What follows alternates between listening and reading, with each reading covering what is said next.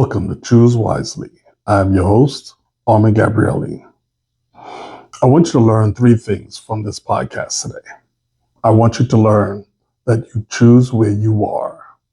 I want you to also learn that you must elevate yourself in order to choose differently. And then I want you to learn that you must be healthy in order to elevate yourself. I want to share with you a tidbit of a recent coaching session that I had with a new client. This individual came to me and she wanted me to help her to choose better. She wasn't happy with kind of where she is in generally, but most importantly, in a relationship. She asked me a very important question, and it started the coaching session right away. She shared with me that she's in a relationship that's been on and off for a few years, and that she realized that she's choosing what she is. And she asked me, why do I choose what I am choosing? Very smart young individual, very, very smart. So I told her, oh, that's a very easy answer. I said, you choose where you are. And she looked at me, what do you mean? I said, you choose exactly where you are. She said, where am I? I said, very good question. So that's what we have to explore. Where are we? First, wanted to make sure that she understood. I want you to understand that when I say you choose where you are, you're choosing according to what you understand where life is concerned, where you are in life. What does that mean? That means according to your age, your experience, what you've been exposed to will determine your broad understanding of life in general, your broad understanding of your capabilities, as well as your broad understanding of what choices you have. And even, depending on where you are, that true, everything you experience is about what you're choosing. But first, you have to know where you are. And a lot of people don't know where they are. They're just living their life. And we can't use age as a gauge to determine where we are, because some of us aren't maturely, emotionally, mentally, or spiritually where we are according to our chronological age. One thing that happens when we experience trauma or a very significant event, and depending on how hard that event hits us, the kind of trauma it is, although we continue to grow chronologically, we stop growing emotionally, mentally, and even spiritually. So first we have to determine, where are you? And we had to explore that, where we are. So she said that she honestly doesn't know where she is. This is what she understands about life. And I said, very interesting. I said, that's okay, no problem. I said, let's first talk about learning how to, or understanding how to choose differently, and then we'll get with the rest. So I asked her, I pointed to a cabinet, and I asked, if I ask you to stand over there, can you reach on top of the cabinet? And she said, no, she can't. I said, why not? She said, because I'm not tall enough. I said, okay. I said, reach where and how far you can. And she did. I said, can you reach any further? She said, no. I said, okay, so that's the first thing.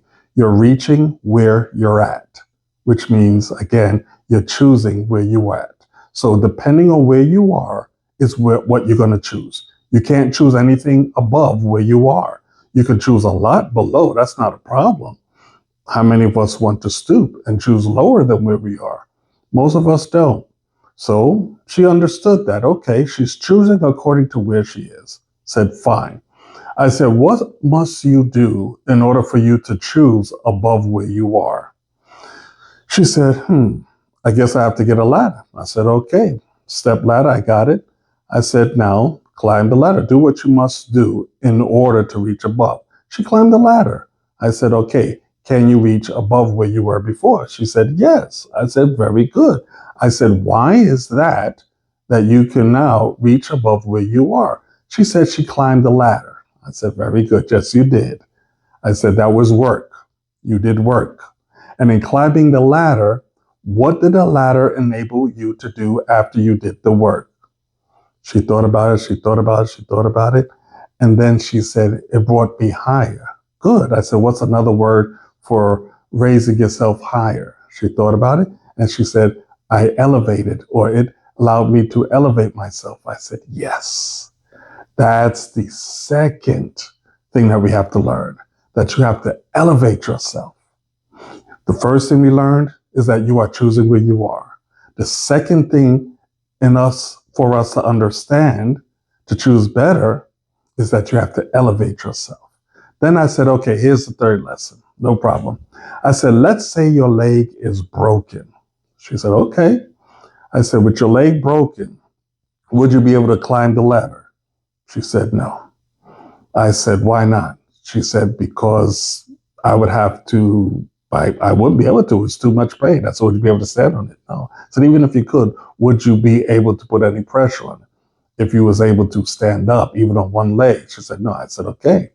So you would not be able to climb the ladder if you are injured. Am I correct? She said, yes. I said, so what must you first do? She said, I have to heal. I said, yes. And I think by the expressions on her face, she started to understand. I said, great. You have to heal. That's correct. I said, so let's get back to your first question. How do you choose differently? I said, first, you have to know where you are.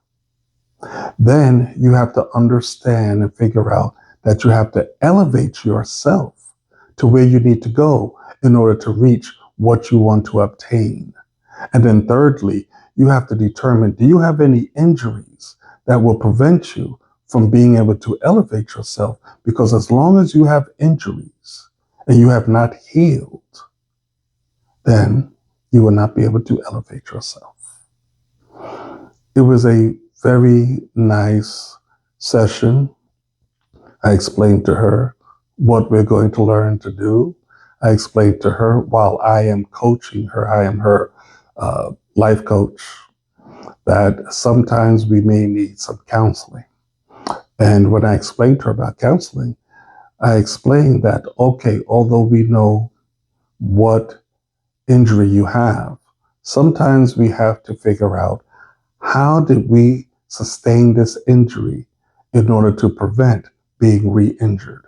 That's what counseling does. Knowing where the trauma started. What was the trauma? What was that caused the initial injury? And then we have to start healing from that injury. And once we start healing from that injury, then we can start to do the work. So then I said to her, I said, okay. She asked a few more good questions. She said, well, I don't know how to elevate myself. I said, that's good. That's good. That's self-awareness. You don't. And that's honesty. That's very good.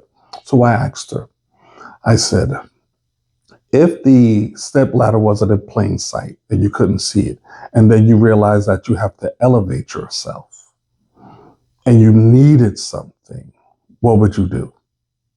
If that wasn't in plain sight, if we established that you need to reach above the cabinet, what would you do? And she said, I would ask. Okay, good.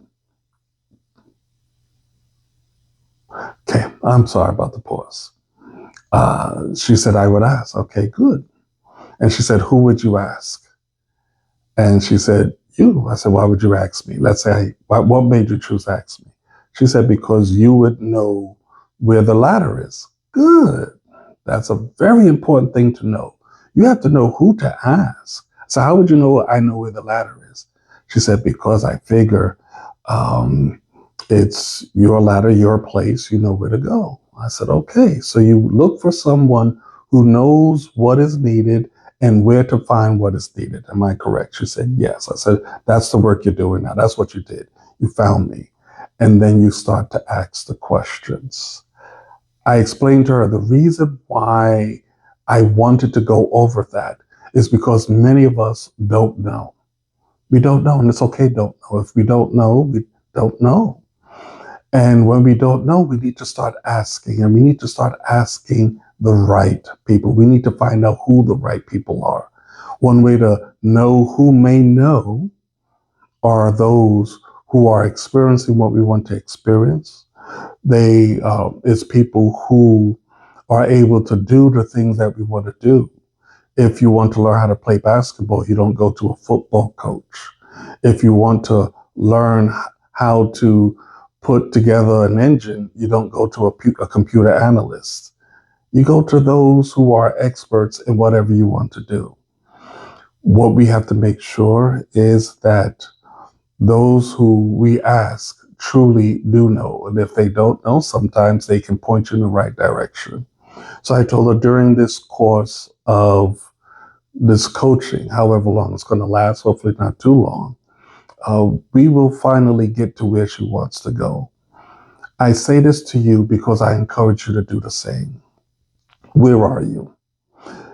When we did our initial discussion, we spoke a little more about how she knows where she is or where she wants to go. And she said, honestly, I don't know. I said, well, what is the perfect picture? What does a picture look like to you if you was exactly where you wanted to be? She thought for a second. She said, I don't know. She said, all I know is what I know. I said, that is really deep. And that is honesty. Honesty that we need in order to move forward.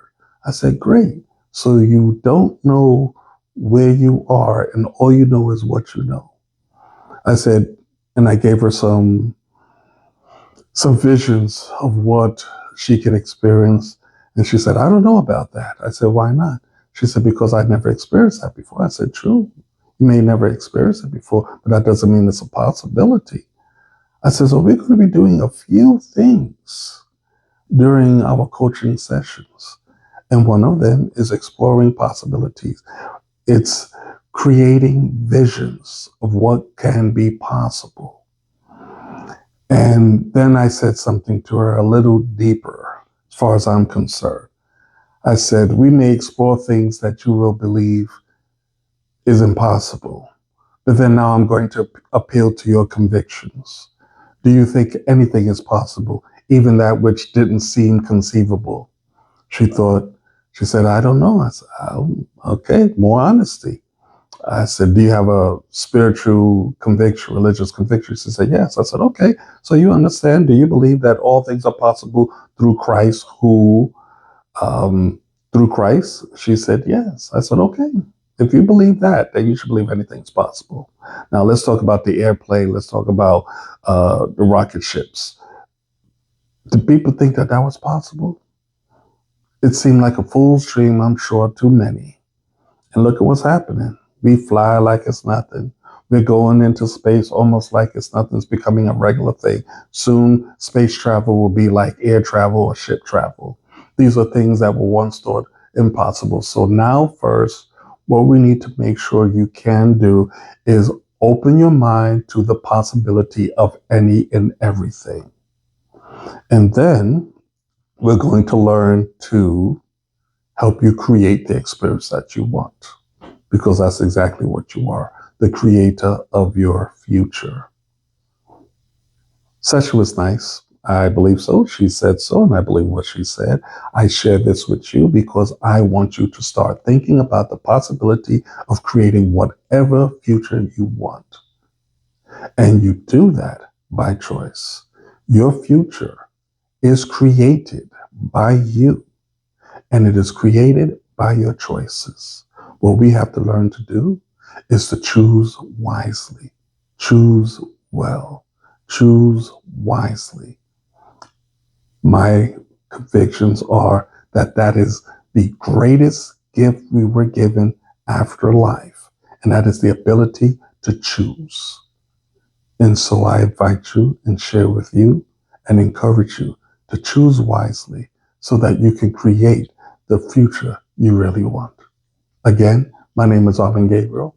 Welcome to Choose Wisely, and I wish you a great day.